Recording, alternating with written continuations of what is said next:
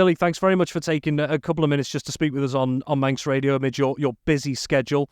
First things first, we're going to have to look towards what's coming up in a few days' time. You are going to be making your Wimbledon main draw debut. So first of all, just on that front, how excited are you to be heading out into the Wimbledon main draw for the very first time? Yeah, thank you. Good to be back on Manx Radio. Yeah, very excited for the next couple of weeks. I had a great week last week at Queen's, and the game's in good form, so looking forward to it. You mentioned there with Queen's, but also other competitions recently as well. You recently reached a career high ATP world ranking and got far into the Queen's Club tournament as well. So how would you sum up your recent form at the moment? Yeah, I think I've gradually just improved since the clay season. I felt like my game was getting stronger. Each tournament I was learning a bit about my game, and had a good couple of wins at the French Open, which gave me a bit of confidence coming onto the grass. And yeah, just gradually been improving and building confidence in the game. And what do you think has been the key to this upturn in form? Is there anything in particular, or do you think it's just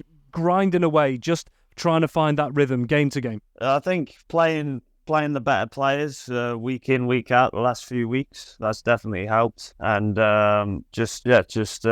basically just learning from the losses that I've had and taking that into each match. And then when I got on the grass, I felt like I was a lot stronger from playing on the clay. And then the last 3 weeks on the grass have been very good for me. 2 semi-finals in the Challengers, and then going on to Queen's, winning 2 matches in the main draw. So yeah, feeling good for next week at Wimbledon. And you've been knocking on the door previously as well. You got very close to the main draw over at Roland Garros. You got very close to the Wimbledon main draw last year as well. So ever since, I suppose, last year, or maybe even longer than that, has there always been that belief from your side of things that you're more than capable of getting into the main draw for the likes of these Grand Slam events? Yeah, I think since last year when I played Wimbledon and made it to the last round of qualifying, I thought, I'm getting close here. I can definitely push to try and start qualifying for these Grand Slams. And then played the Australian Open, went out there in January, won a match, lost to an ex-top 10 player, second round.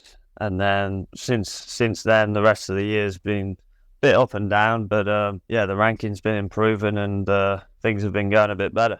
And when it comes to Wimbledon itself, it is very possible you could find yourself against one of the big names in the game as well. So how much would you relish the prospect of that coming up against, well, any opponent, but also the chance of coming up against some of the world's best at the same time? Yeah, I mean, you could end up playing anyone in the top 100 in the world. So it would be nice to obviously go out and play Andy Murray or Djokovic on one of the big courts, but I'll have to wait and see for the draw to come out and see who I've got. But definitely looking forward to that. And you are the British number 6 at the moment in the men's side of things. What do you make of not just yourself, but all the other British contenders, both male and female, at this point in time? Yeah, there's definitely some good players on the rise. I mean, Jack Draper, Cameron Norrie, and then the women's, we've got a few top 100.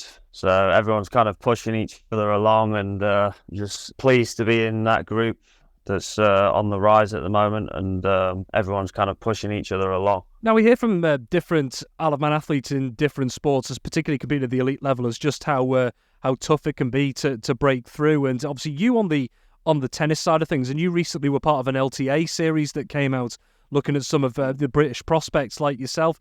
For those who maybe don't know the system, just how challenging but also how rewarding possibly the system can be trying to make a name for yourself in professional tennis. Yeah, I mean, it's a tough sport. I mean, there's a lot of travelling, and definitely on the early levels, there's a lot of travelling to random places and not much money in the lower levels. So I'd spent many years just grinding away on that level and slowly breaking through onto the Challenger Tour. And then now I'm starting to play some of the ATP tournaments. So been a long journey, and starting off in the Isle of Man from Castletown and Albany Tennis Club to going away playing tournaments across in the UK, and it's all been a long journey, and it's all starting to get a few rewards back from it. So yeah, enjoying the whole journey. And as you mentioned there, you're a former member of Albany Lawn Tennis Club and Castletown Lawn Tennis Club as well.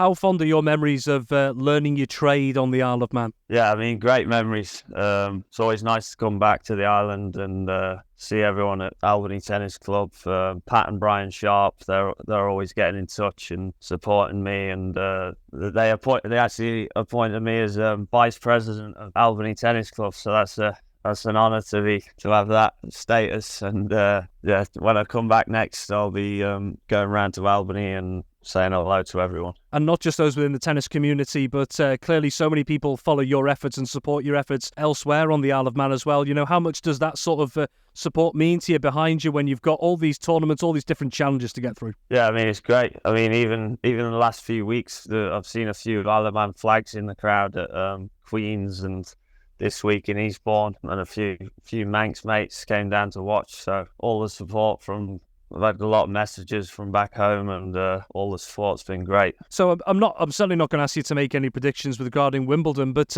going forward more generally as well, with regards to maybe say your world ranking or your personal objectives, what's the hope from, I suppose, Wimbledon from your side of things, but also into the tournaments going forward? Yeah, I mean, the ranking's been moving up.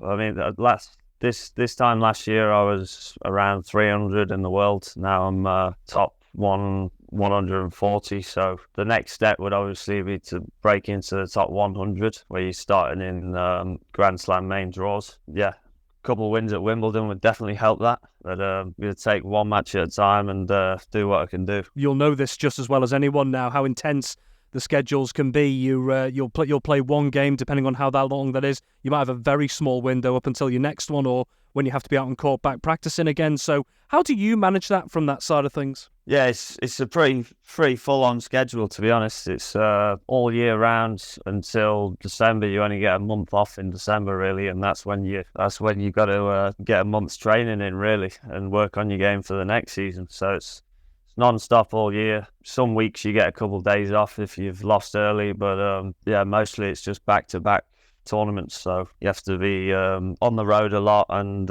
travelling from city to city. And just very finally as well, there's still plenty of people involved in tennis here on the Isle of Man as well. When they see the likes of your efforts and hopefully wishing you plenty of success at Wimbledon over the coming weeks, how much maybe possibly do you think you could inspire the next generation of players to come through on the island and say, oh, if I see Billy Harris in Wimbledon, maybe I could do the same in future too? Yeah, exactly. I mean, everyone on the Isle of Man's, everyone's into sport on the Isle of Man, and hopefully tennis can get a new wave of juniors coming through on the island. And Nigel Hunter's actually been to the last few tournaments with me. He's from Peel. He's doing a lot of work with a lot of tennis clubs in the UK, and he went back to the Isle of Man last week, and he said that there's a lot of kids that are keen to play. So hopefully we'll see some good juniors coming through.